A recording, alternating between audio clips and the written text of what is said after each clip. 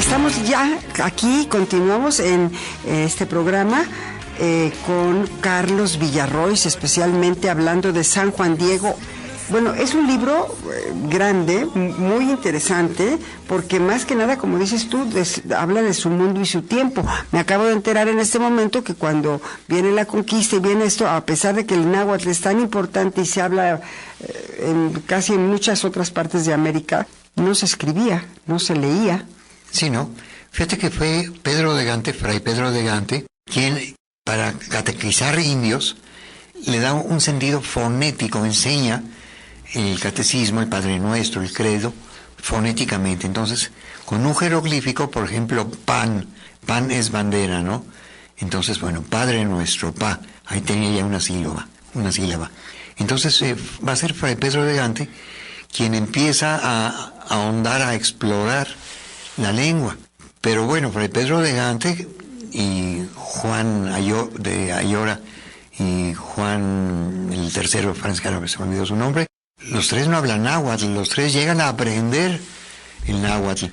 Los dos Juanes que te digo, se los lleva Hernán Cortés y mueren en la expedición a las Ciboeras. El único que sobrevive es Fray Pedro de Gante, y Fray Pedro de Gante pues pasa un par de años para que aprenda el idioma. Pero no era el único idioma.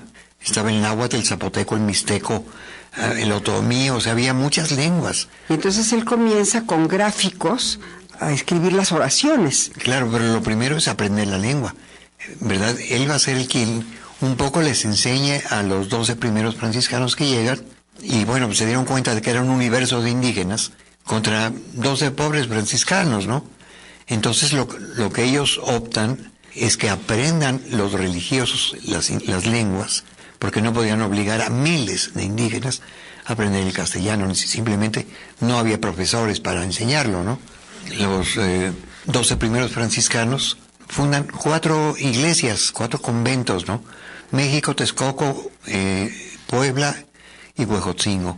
Pero, ¿qué pasa con la Mixteca? Bueno, pues luego vendrán los dominicos, vendrán los agustinos. O sea, que había un verdadero problema de comunicación, porque sí, claro, toda la historia indígena estaba oral. Sí, claro, los franciscanos tenían la gran preocupación era bautizar para salvar almas. Ninguno de los primeros indígenas fue bien preparado, ¿verdad? Aprendieron el Padre Nuestro, aprendieron los dogmas, el dogma de la Trinidad. Ahora sí que con cualquier cosa del catecismo y ya te bautizo. ¿Por qué? Porque quiero que te salves. Pero ninguno estuvo bien preparado.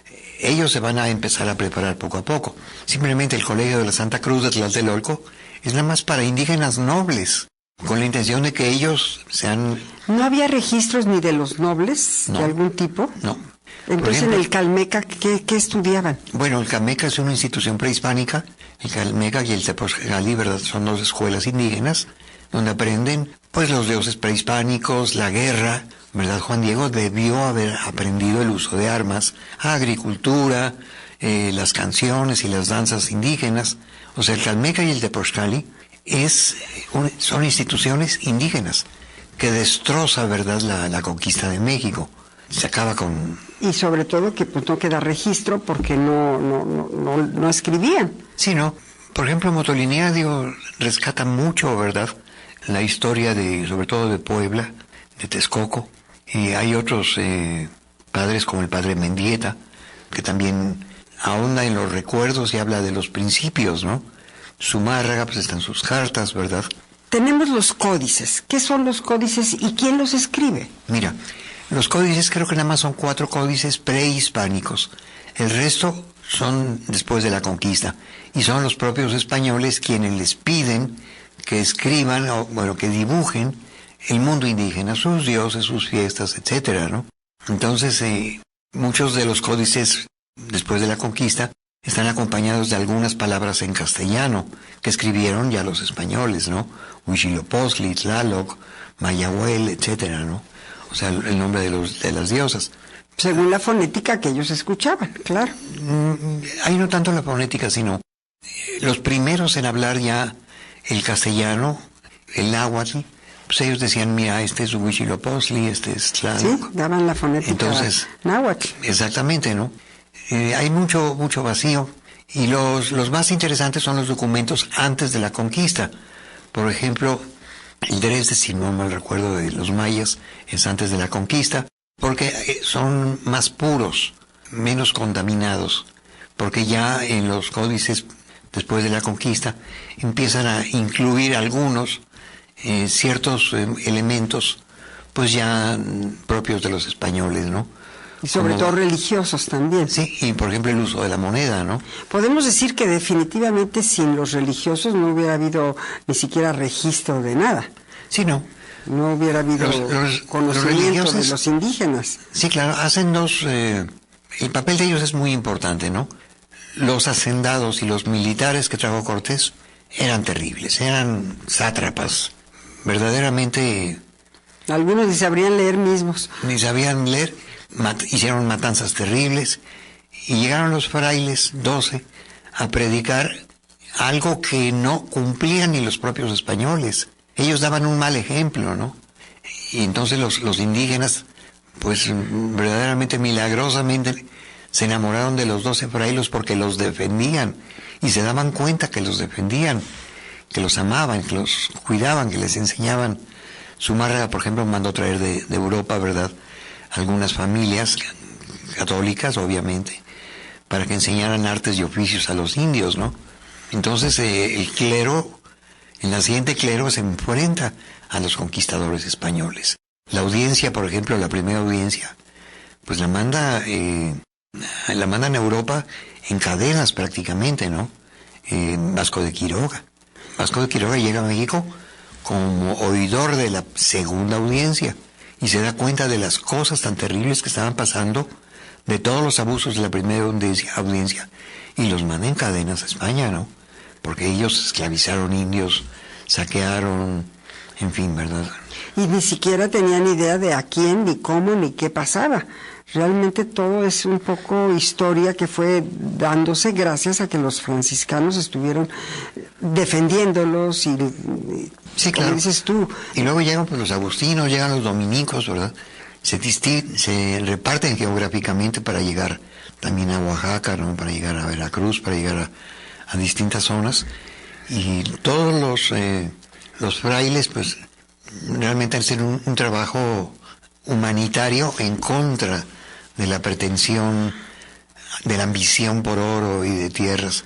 Y bueno, y además, pues como no los entendían, no había registros, no nada, pues han de haber pensado estos, quién sabe qué son. Ni siquiera pensaban que eran seres humanos como nosotros, ¿no? Claro. Ellos son los que les dieron, los frailes les dieron esa categoría, la categoría al mundo indígena. Fíjate que el Papa Paulo III se adelanta a la ciencia, ¿eh? Se adelanta a la ciencia y los declara por escrito en una encíclica dignos de recibir el catecismo y todo tipo de enseñanza. Es decir, Paulo III los reconoce como personas, como humanos, mientras que la ciencia en Europa discutía si eran humanos o no, que si tenían alma o no. Decían eso, ¿verdad? Había una anécdota que decían que le preguntaron, oiga, estas gentes son humanos, son iguales que nosotros, ¿cómo pueden ser de nuestro nivel y no sé qué? Y el Papa les dijo, ¿se ríen? Sí, son humanos. Sí. Si se ríen, son humanos. Son humanos. Entra el sentimiento, la emoción, ¿no? Sí, realmente la encíclica de Pablo III es algo muy importante, ¿no? Porque se adelanta a la ciencia. Pues mira, en este libro, ¿verdad? En primer lugar lo puede leer cualquier persona, aún no católico, porque hablo del mundo indígena, desde los dioses prehispánicos hasta cómo fueron asimilando la doctrina. Sobre Juan Diego, pues algunas costumbres, como por ejemplo el día de Corpus Christi, vestir a los niños de indígenas. ¿Por qué? Tiene que ver algo la admiración por Juan Diego, ¿no? En fin, hago un análisis de todo, de las inquietudes de los antiaparicionistas. Trato de responder algunas preguntas de manera muy respetuosa, ¿verdad? Gracias a los antiaparicionistas, pues la Iglesia pudo profundizar más en el conocimiento cada vez más de San Juan Diego, ¿no? Hasta que finalmente, pues el Papa Juan Pablo II lo beatifica y lo canoniza. Bueno, y pudiéramos decirse que a través de este libro acabamos de entender que realmente la cuestión indígena más tradicional de cómo era fue hasta que los indígenas aprendieron español y entendieron y supieron decir qué les pasaba a sus abuelos, a sus padres, etcétera, ¿no? Sí, pues Juan Diego iba al catecismo, ¿verdad? Obviamente él hablaba náhuatl. Y ahí es donde ya comenzamos a saber la historia oral. La historia oral, precisamente de las apariciones, que retoma Antonio Valeriano y la lleva al papel, pues para inmortalizar la historia. Pues es importantísimo porque en muchísimos años no se ha escrito sobre este proceso de catequización, que también tiene que ser el proceso de conocer un pueblo a otro sin tener elementos para conocerse más allá de la experiencia. ¿Dónde lo encontramos, este libro? Son varios lugares, entre otros lo pueden encontrar aquí en la Ciudad de México, en la librería de la parroquia de Santo Tomás Moro, ¿verdad? Que está en la calle de Vito Alessio Robles.